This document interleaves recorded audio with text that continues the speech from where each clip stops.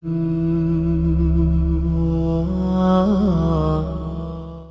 لله رب العالمين، والصلاة والسلام على سيد الأنبياء والمرسلين وعلى آله وأصحابه وأتباعه أجمعين.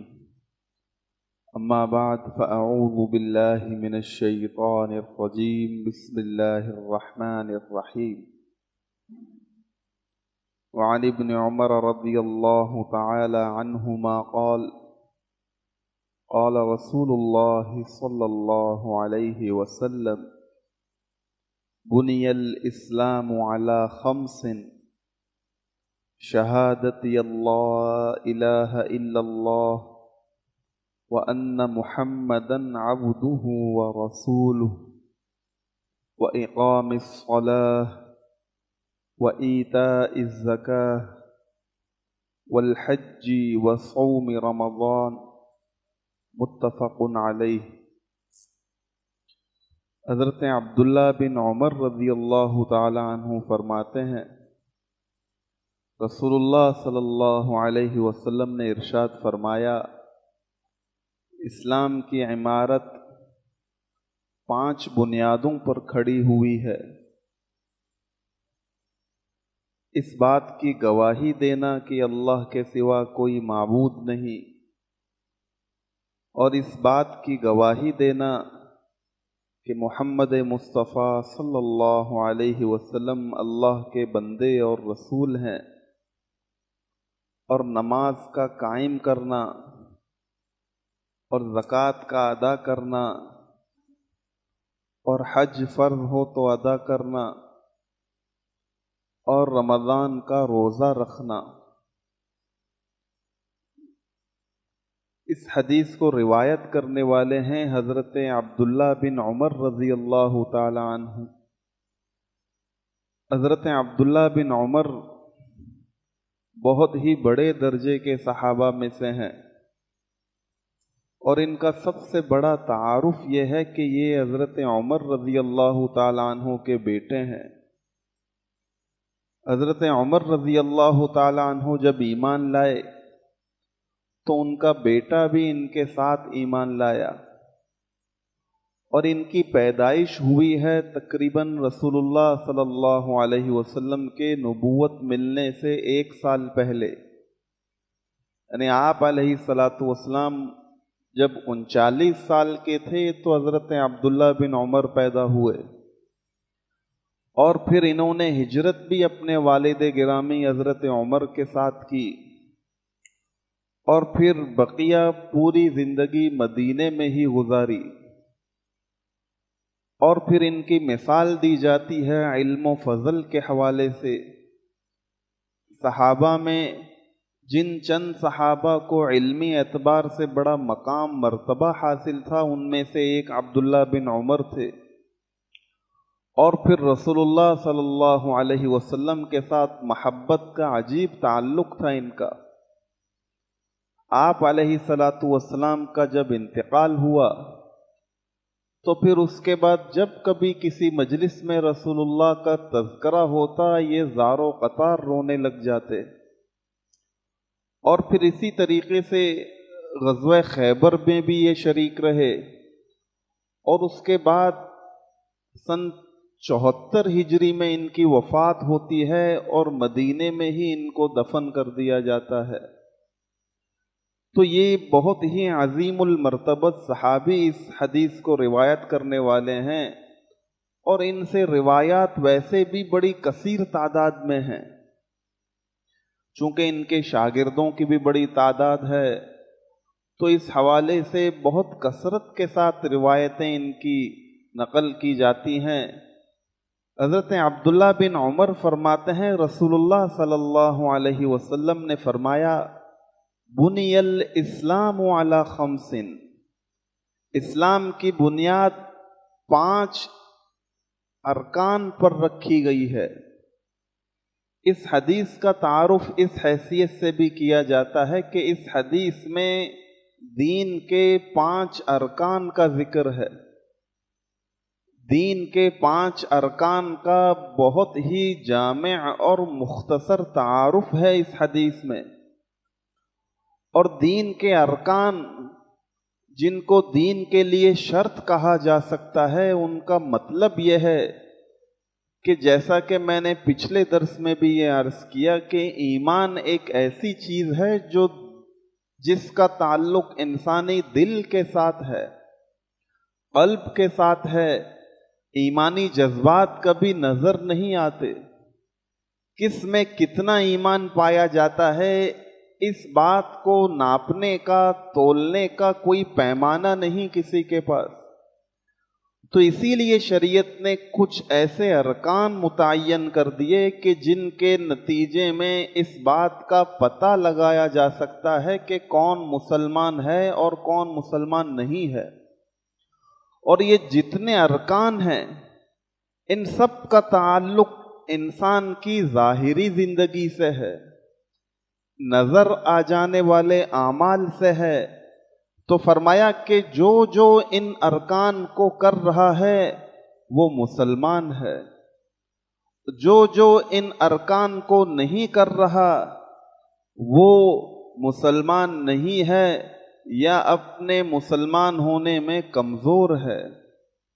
تو اسی لیے اس حدیث کی فرضیت اس اعتبار سے بھی علماء بیان کرتے ہیں کہ یہ جتنے ارکان ہیں، ان 5 ارکان میں سے اگر کوئی شخص کسی ایک کا بھی انکار کر لیتا ہے تو فوراً کافر ہو جاتا ہے۔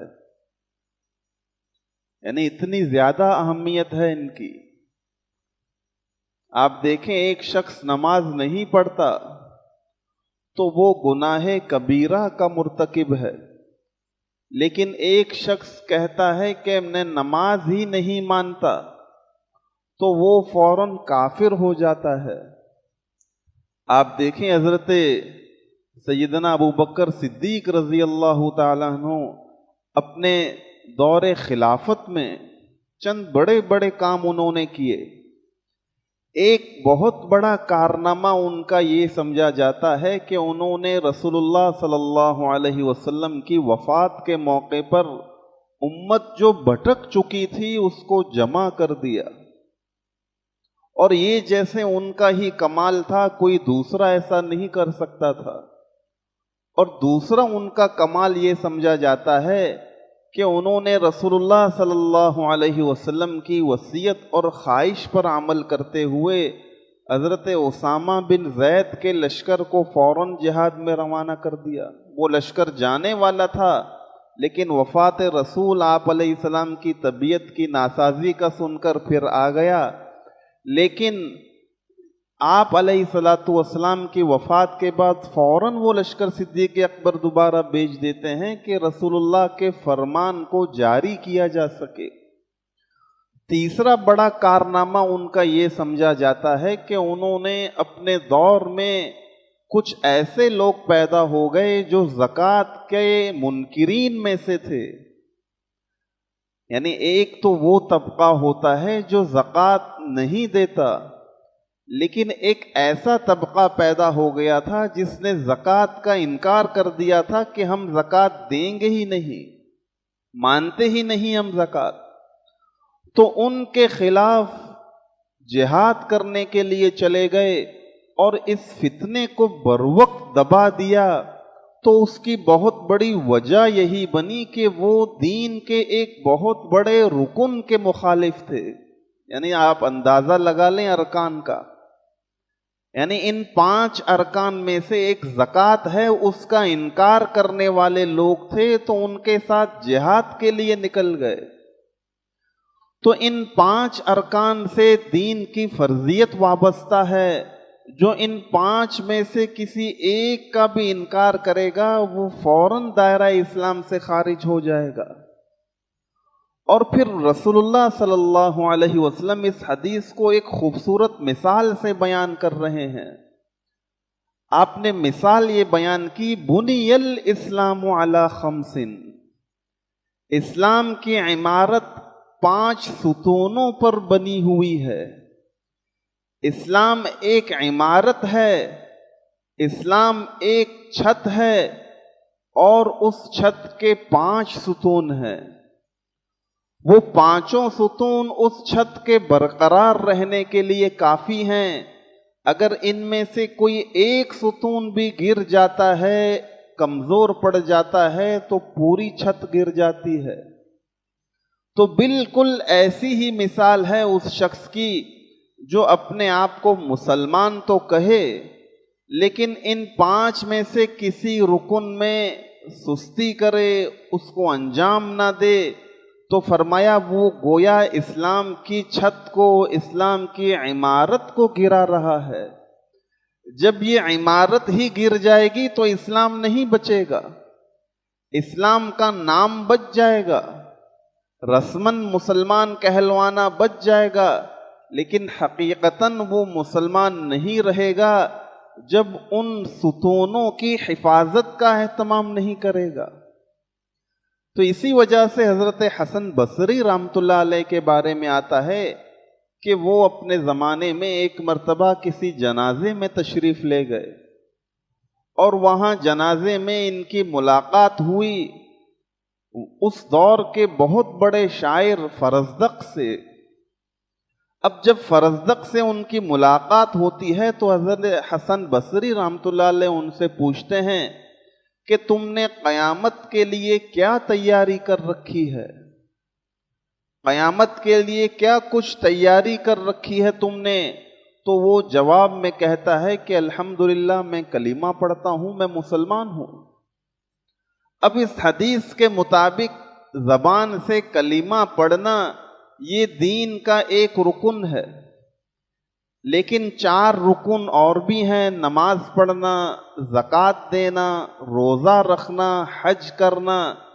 تو اس نے بس ایک ہی رکن کا نام لیا کہ الحمدللہ میں کلمہ پڑھتا ہوں، میں اپنے آپ کو مسلمان کہتا ہوں، اللہ کی توحید کا قائل ہوں، رسول اللہ صلی اللہ علیہ وسلم کی رسالت کا قائل ہوں، یعنی زبان سے کلمے کا اقرار کرتا ہوں، یہ تیاری کی ہے میں نے۔ حضرت حسن بصری رحمۃ اللہ علیہ جواب میں فرماتے ہیں یہ تو عمارت کا ایک ستون ہے، بقیہ ستون کہاں ہیں؟ یعنی یہ جو تم تیاری بتا رہے ہو یہ تو ایک ستون کی تیاری ہے، یہ تو عمارت کے لیے ایک ستون ہے، بقیہ 4 ستون کہاں ہیں؟ عمارت کبھی ایک ستون پر کھڑی نہیں رہ سکتی، عمارت کبھی ایک ستون پر باقی نہیں رہتی، گر جاتی ہے۔ تو جو ان 5 پر محنت کرے گا وہ در حقیقت اپنے دین کے لیے، اپنی آخرت کے لیے محنت کر رہا ہے۔ تو رسول اللہ صلی اللہ علیہ وسلم فرماتے ہیں بنی الاسلام علی 5، اسلام کی عمارت 5 بنیادوں پر کھڑی ہوئی ہے۔ سب سے پہلے آپ بتلاتے ہیں شہادت اللہ الہ الا اللہ وان محمدا عبدہ ورسولہ۔ سب سے پہلا رکن، سب سے پہلی شرط، سب سے پہلی بنیاد اور بہت ہی بڑا ستون اس دین کی عمارت کا یہ ہے کہ اپنی زبان سے شہادتین کا اقرار کرے، اپنی زبان سے اقرار کرے کہ اللہ کے سوا کوئی معبود نہیں، اللہ میرا اکیلا معبود ہے، اللہ کے سوا کوئی ایسا نہیں جس کے ساتھ میں معبودیت کا تعلق رکھ سکتا ہوں، جس کے سامنے میں اپنا ماتھا ٹیک سکتا ہوں، جس کے سامنے میں ہاتھ پھیلا سکتا ہوں۔ آپ دیکھیں کلمے کی ابتدا ہی اس بات سے ہے، لا الہ الا اللہ۔ اللہ کا تذکرہ بعد میں کیا جاتا ہے، پہلے غیر کا انکار کیا جاتا ہے۔ لا الہ، کوئی معبود نہیں سوائے اللہ کے۔ پہلے انکار کرنا سکھایا جا رہا ہے کہ بھئی تمہارے ذہن میں جو جو غیر موجود ہے اس کو نکال دو اپنے ذہنوں سے۔ تمہارے ذہن میں موجود ہے کہ پیسے سے میرا کام بنے گا، یہ اللہ کا غیر ہے، اس کو نکال دو۔ تمہارے ذہن میں ہے کہ کوئی اور بھی رزق دے سکتا ہے، اس خیال وہم کو نکال دو۔ تمہارے ذہن میں ہے کوئی اور بھی میرا کام بنا سکتا ہے، اس کو اپنے ذہن سے نکال دو، خارج کر دو۔ تمہارے ذہن میں یہ خیال پیدا ہو سکتا ہے کوئی دوسرا مجھے شفا دے سکتا ہے، اولاد دے سکتا ہے، میرے کام کو بنا سکتا ہے، بگاڑ سکتا ہے۔ فرمایا کہ یہ سب کے سب اللہ کے غیر شمار ہوتے ہیں، یہ سب غیر کے خیالات ہیں۔ لا الہ الا اللہ، کوئی معبود نہیں۔ یہ جن جن سے تم توقعات وابستہ کر رکھے ہوئے ہو، یہ سب کے سب اللہ کے غیر ہیں۔ یعنی بڑی پیاری حدیث ہے رسول اللہ صلی اللہ علیہ وسلم کی۔ فرمایا کہ جو اللہ کے لیے کسی سے مانگتا نہیں، اللہ پر بھروسہ کر کے کسی سے مانگتا نہیں، اللہ رب العزت اسے مانگنے سے محفوظ کر لیتے ہیں۔ جو اللہ کے لیے بے نیاز ہو جاتا ہے، اللہ اسے بے نیاز کر دیتے ہیں۔ جو اللہ کے لیے صبر کر لیتا ہے، اللہ اسے صبر کی توفیق دے دیتے ہیں۔ تو جو جیسا گمان رکھتا ہے اللہ کی ذات سے، ویسا ہی معاملہ اللہ اس کے ساتھ کرتے ہیں۔ تو سب سے پہلے جیسے پہلے رکن کا یہ حصہ بتلایا کہ غیر کو اپنے دماغ سے نکال لو، اور پھر دوسرے نمبر پر بتلایا وَأَنَّ مُحَمَّدًا عَبْدُهُ وَرَسُولُهُ۔ اس بات کی گواہی ساتھ ساتھ تم دو کہ محمد مصطفیٰ صلی اللہ علیہ وسلم اللہ کے بندے ہیں اور اللہ کے پیغمبر ہیں۔ یعنی اللہ رب العزت کے ساتھ تمہیں اپنا ایمان بنانا ہے۔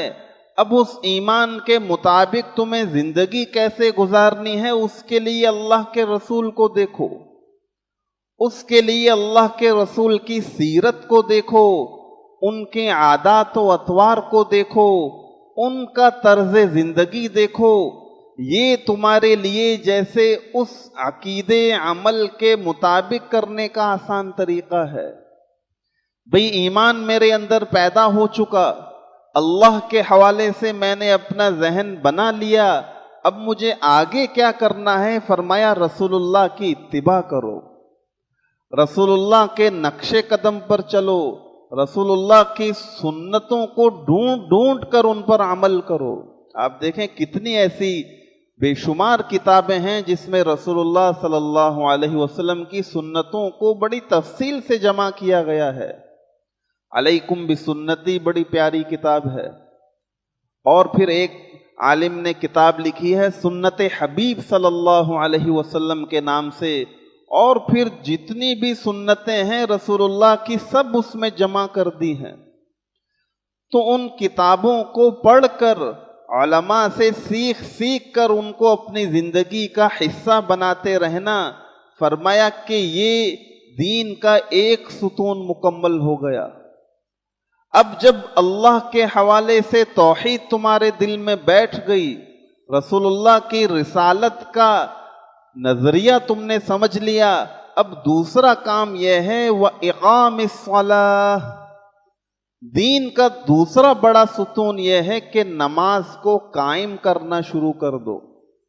نماز کو پڑھنے کی عادت چھوڑو، نماز کو قائم کرنے کی عادت ڈالو۔ نماز کو ویسے پڑھو جیسے رسول اللہ صلی اللہ علیہ وسلم پڑھا کرتے تھے۔ نماز کو اس کی تمام شرائط و آداب کے ساتھ پڑھنا شروع کرو۔ اللہ رب العزت کے قریب ہونے کا سب سے بہترین طریقہ نماز ہے۔ آپ دیکھیں نماز کے ارکان کو دیکھیں، اللہ نے کتنی کچھ چیزیں جمع کر دی ہیں اس میں۔ اللہ کا نام بھی نماز میں ہے، اللہ کے کتاب کی تلاوت بھی نماز میں ہے، ذکر و اذکار بھی نماز میں ہے، درود شریف بھی نماز میں ہے، تسبیحات بھی نماز میں ہیں، دعائیں بھی نماز میں ہیں، اور پھر روزے کی ایک شکل بھی نماز میں ہے کہ جب تک نماز پڑھتا ہے کھانا پینا یہاں وہاں دیکھنا کچھ نہیں کرتا۔ بیت اللہ کے ساتھ تعلق بھی نماز میں ہے کہ قبلہ رخ کھڑا ہو کر نماز ادا کرتا ہے، اور پھر جماعت کے ساتھ نماز پڑھنے کے اپنے فضائل ہیں۔ اور پھر مسجد کی نورانیت لینے کے اپنے فضائل ہیں۔ اسی لیے رسول اللہ صلی اللہ علیہ وسلم نے فرمایا الصلاۃ عماد الدین، نماز دین کا ستون ہے، جس نے نماز کو قائم کیا اس نے دین کو قائم کیا، جس نے نماز کو چھوڑا اس نے دین کو گرا دیا۔ اور فرمایا کہ کافر اور مسلمان کے بیچ فرق پیدا کرنے والی چیز ہی نماز ہے۔ اور پھر اسی طریقے سے آپ دیکھیں، آپ صلی اللہ علیہ وسلم نے اس نماز کے بارے میں یہ فرمایا کہ اللہ کو یاد کرنے کا سب سے بہترین طریقہ نماز ہے، اللہ کے قریب ہونے کا سب سے بہترین طریقہ نماز ہے، اللہ سے تعلق بنانے کا سب سے بہترین طریقہ نماز ہے۔ رسول اللہ صلی اللہ علیہ وسلم کا اپنا معمول یہ تھا کہ جب کبھی کوئی پریشانی لاحق ہوتی تو 2 رکعت نماز ادا کرتے اور پھر اللہ سے مانگتے، پھر بقیہ طور پر ان کاموں کو کرنے کی کوشش کرتے۔ آپ دیکھیں غزوہ بدر کے حالات پڑھیں، غزوہ خندق کے حالات پڑھیں، یہ سب مشکل کے حالات ہیں۔ ان سب حالات میں رسول اللہ صلی اللہ علیہ وسلم پہل نماز ادا کیا کرتے تھے۔ اور گھر میں آپ کی ازواج مطہرات فرماتی ہیں گھر میں آپ کل 3 کام کرتے تھے۔ ایک کام آپ کا یہ ہوتا تھا کہ ایک حصہ آپ کا آرام کے لیے ہوتا تھا اور دوسرا حصہ گھر میں گھر والوں کے ساتھ مصروف ہونے، ان کے ہاتھ بٹانے میں لگ جاتا تھا۔ گھر میں گزارنے والے تیسرے بہت بڑے وقت میں آپ علیہ السلام نماز ہی پڑھتے تھے۔ نفلی نمازیں، سنت نمازیں، فرض کے علاوہ جتنی نمازیں ہیں سب گھر میں ادا کرتے تھے۔ تو اسی لیے فرمایا کہ یہ دین کا دوسرا بڑا ستون ہے۔ اس کے بعد تیسرا ستون یہ ذکر فرمایا وَإِيتَاءِ الزَّكَاةِ، تیسرا بڑا رکن دین کا یہ ہے کہ زکوٰۃ کی ادائیگی کرنا۔ اللہ نے کسی کو مال دیا ہے، کسی کو صاحب نصاب بنایا ہے، کسی کو اللہ نے اپنی دولت سے، اپنے فضل سے نوازا ہے، تو اس مال پر سانپ بن کر بیٹھا نہ رہے۔ اس مال میں اللہ رب العزت نے دوسروں کے بھی حقوق رکھے ہیں، ان کو ادا کرنے کی کوشش کرے۔ زکوٰۃ کی صورت میں وہ حق ادا کرنا فرض کہلاتا ہے۔ یہ وہ مالی عبادت ہے جو فرض ہے صاحب مال پر۔ مالدار پر سال میں 1 مرتبہ زکوٰۃ ادا کرنا فرض ہے۔ فرمایا جو اپنے مال کی زکوٰۃ ادا کرتا ہے تو یہ 2.5% نکالنے کے بعد بقیہ 57.5% پاکیزہ ہو جاتا ہے۔ وہ 97.5% آپ یوں سمجھیں کہ برکت کا ذریعہ بن جاتا ہے، اور پھر یہ اس مال سے نکلنے کے نتیجے میں دوسرے مال میں برکت پیدا کرتا ہے۔ اور پھر اسی طریقے سے میں نے آپ کو شروع میں بتایا کہ یہ کتنا بڑا رکن ہے کہ اس کے لیے صدیق اکبر رضی اللہ تعالیٰ عنہ جہاد کرنے نکل گئے، صرف اس ایک رکن کے انکار کرنے والوں کے نتیجے میں۔ اور پھر چوتھا رکن یہ ذکر فرمایا والحج، اور حج ادا کرنا۔ اگر اللہ نے کسی کو مال دیا ہے تو وہ حج ادا کرے۔ حج کی ادائیگی میں اس کا مال بھی خرچ ہوتا ہے، اس کی جان بھی خرچ ہوتی ہے، اور پھر بڑی عاشقانہ عبادت ہے۔ آپ دیکھیں اللہ کے گھر کے سامنے بغیر سلے ہوئے کپڑے پہنے، بغیر کسی ٹوپی کے، بغیر کسی اچھے لباس کے، بغیر خوشبو کے اور بغیر گالم گلوچ کے، جھگڑے کے، مسلسل اس گھر کا طواف کر رہا ہے، اور اس کی زبان پر بس ایک ہی صدا ہے لبیک اللہم لبیک، لبیک لا شریک لک لبیک، ان الحمد والنعمت لک والملک لا شریک لک۔ یہ پڑھتا جا رہا ہے اور حج کے ارکان ادا کرتا جا رہا ہے۔ کبھی دھوپ میں کھڑا ہے، کبھی گرمی کی شدت برداشت کر رہا ہے، کبھی عرفہ میں ہے، کبھی منا میں ہے، اور پھر کبھی ایک میقات سے دوسرے میقات جا رہا ہے، شور شرابہ بھی برداشت کر رہا ہے، رش بھی برداشت کر رہا ہے، بھوک پیاس بھی برداشت کر رہا ہے، تو یہ جیسے سب کا سب اللہ کے لیے کر رہا ہے، تو جیسے اپنے محبوب کے لیے بڑے جذبات کا اظہار کر رہا ہوتا ہے وہ حاجی۔ تو اسی لیے فرمایا کہ یہ بھی دین کا بہت بڑا رکن ہے جس پر حج فرض ہے، اور پھر بھی وہ حج ادا نہیں کرتا، تو رسول اللہ صلی اللہ علیہ وسلم فرماتے ہیں اللہ کو اس بات سے پھر کوئی فرق نہیں پڑتا وہ یہودی مرے یا عیسائی مرے، جو حج فرض ہونے کے باوجود بھی حج نہیں ادا کر رہا۔ اور حج کی فرضیت کے بارے میں علماء فرماتے ہیں حج اس شخص پر فرض ہوتا ہے کہ جس کے پاس اتنا مال ہو کہ وہاں اپنا گزر بسر کر سکے، سفر کا، وہاں کے کھانے پینے کا خرچ برداشت کر سکے، اور اس دوران اپنے گھر والوں کا بھی خرچ دے سکے، ایسے شخص پر حج کی ادائیگی فرض ہے۔ پھر چوتھا آخری اور پانچواں رکن رسول اللہ صلی اللہ علیہ وسلم نے فرمایا وَصَوْمِ رمضان، اور رمضان کا روزہ رکھنا۔ آپ دیکھیں اور بھی بہت سی عبادات ہیں، یعنی یہ سوال ذہن میں پیدا ہو سکتا ہے کہ بھئی دین تو صرف یہ 5 چیزیں نہیں، اور بھی بہت سی چیزیں ہیں، یعنی جیسے چوری نہ کرنا بھی دین ہے، شراب نہ پینا بھی دین ہے، اور پھر داڑھی رکھنا بھی دین ہے، اچھے کپڑے پہننا بھی دین ہے، اچھی بات کا حکم کرنا، بری بات سے روکنا، یہ سب بھی تو دین ہے۔ ان سب باتوں کا ذکر کیوں نہیں ان اہم ارکان میں؟ تو فرمایا ان ارکان کا اصل مقصد یہ ہے کہ یہ جو چیزیں ہیں جیسے چوری نہ کرنا، ایسی بہت سی چیزیں ہیں جو دوسرے مذہبوں میں بھی ہیں، ایسی بہت سی چیزیں ہیں مسلمانوں میں جو دوسرے مذاہب میں بھی ہیں۔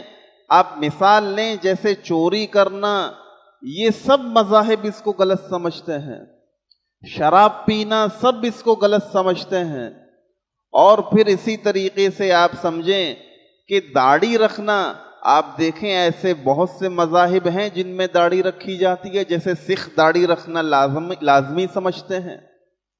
تو فرمایا ان ارکان کا مطلب یہ ہے کہ یہ 5 ایسی باتیں ہیں جو دوسرے کسی بھی مذہب میں نہیں ہیں۔ ان 5 کی خصوصیت یہ ہے کہ یہ صرف دین اسلام کا حصہ ہیں، ان میں سے کوئی ایک رکن بھی دوسرے کسی مذہب کا حصہ بالکل بھی نہیں ہے۔ تو فرمایا اسی لیے دین کے اصل ارکان، دین کا اصل تعارف، دین کے اصل ظاہری اعمال یہ ہیں، کوئی چاہے کتنے ہی اچھے کام کرتا ہو، کوئی چاہے خدمت خلق کرتا ہو، داڑھی بھی رکھتا ہو، اور پھر اس طرح سے اچھے اور بہت سے کام کرتا ہو، تحریکیں چلاتا ہو، لیکن یہ 5 کام نہیں کرتا تو نہیں ہو سکتا مسلمان۔ تو اس وجہ سے رسول اللہ صلی اللہ علیہ وسلم نے بڑی باریکی کے ساتھ ان 5 کا انتخاب فرمایا کہ یہ 5 صرف دین اسلام کی خصوصیت ہیں، یہ 5 کے 5 صرف مسلمان کی خصوصیت ہیں، یہ مسلمان کا ظاہری تعارف ہیں۔ جو مسلمان یہ 5 کام کرتا ہے، جو شخص یہ 5 کام کرتا ہے اسے ہم مسلمان سمجھیں گے، جب وہ مرے گا تو اس کا جنازہ بھی ہم پڑھیں گے، اور پھر اسی طریقے سے اسے مسلمانوں کے قبرستان میں بھی دفنائیں گے۔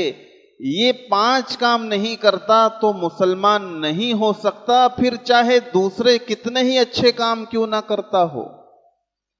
تو اسی وجہ سے آخر میں آپ علیہ الصلوۃ والسلام 5واں اہم رکن یہ بتلاتے ہیں وَصَوْمِ رمضان، اور رمضان کے فرض روزے رکھنا، جس کے بارے میں اللہ رب العزت فرماتے ہیں الصوم لی، روزہ میرے لیے ہے اور میں خود روزے کا بدلہ ہوں۔ اور اس کی وجہ علماء یہ کرتے ہیں کہ ہر عبادت میں ریاکاری، دکھاوا ہو سکتا ہے، روزہ ایک واحد ایسی عبادت ہے جس میں کوئی ریاکاری نہیں کرتا، کوئی دکھاوا نہیں کرتا، واقعی اللہ کے خوف سے اپنا کھانا پینا چھوڑتا ہے۔ تو اسی لیے اللہ نے اتنی بڑی فضیلت بیان فرمائی کہ میں روزے کے بدلے یہ دوں گا، وہ دوں گا، جنت دوں گا، جنت فردوس دوں گا، ایسا کچھ بھی نہیں بتایا۔ فرمایا کہ میں خود ہوں اس کا بدلہ۔ اب جب میں خود اس کا ہوں تو اس کے نتیجے میں وہ جو چاہے مرضی اللہ سے انعام لے لے۔ اسی لیے اتنی بڑی فضیلت بیان کر لی۔ تو جیسے بظاہر یہ بڑی سادہ سادہ سی باتیں ہیں، لیکن حقیقت یہ ہے کہ آج کے دور میں ایسے بہت سے مسلمانوں کی بڑی تعداد ایسی ہے جو آج بھی فرض روزہ نہیں رکھتی، جو آج بھی فرض نماز کی ادائیگی میں سستی کرتی ہے، جو آج بھی مالدار ہونے کے باوجود زکوٰۃ ادا نہیں کرتی، یا کرتے ہیں ٹھیک سے ادا نہیں کرتے۔ اور بہت سے ایسے ہیں، بڑی تعداد میں ہیں، جو مالدار ہونے کے باوجود بیت اللہ کا حج نہیں کرتے۔ تو ان کے لیے یہ بڑی خطرناک وعید ہے اس حدیث میں کہ گویا وہ اسلام سے تعلق اپنا ظاہر ہی نہیں کر سکتا، وہ اسلام کے ظاہری تعلق سے ہی محروم ہے در حقیقت۔ تو اسی لیے رسول اللہ صلی اللہ علیہ وسلم نے جیسے حدیث میں یہ 5 ارکان ذکر کیے، اللہ رب العزت ہم سب کو ان 5 کے 5 پر بھرپور عمل کی توفیق عطا فرمائے۔ وآخر دعوانا الحمد للہ رب العالمین، والصلاة والسلام على سید الانبیاء والمرسلین۔ اللہم ربنا تقبل منا انک انت السمیع العلیم، اللہم ربنا فاغفر لنا ذنوبنا وکفر عنا سیئاتنا وتوفنا مع الابرار۔ اللہم من احییتہ منا فاحیہ علی الاسلام، ومن توفیتہ منا فتوفہ علی الایمان، وصلی اللہ تعالی علی خیر خلقہ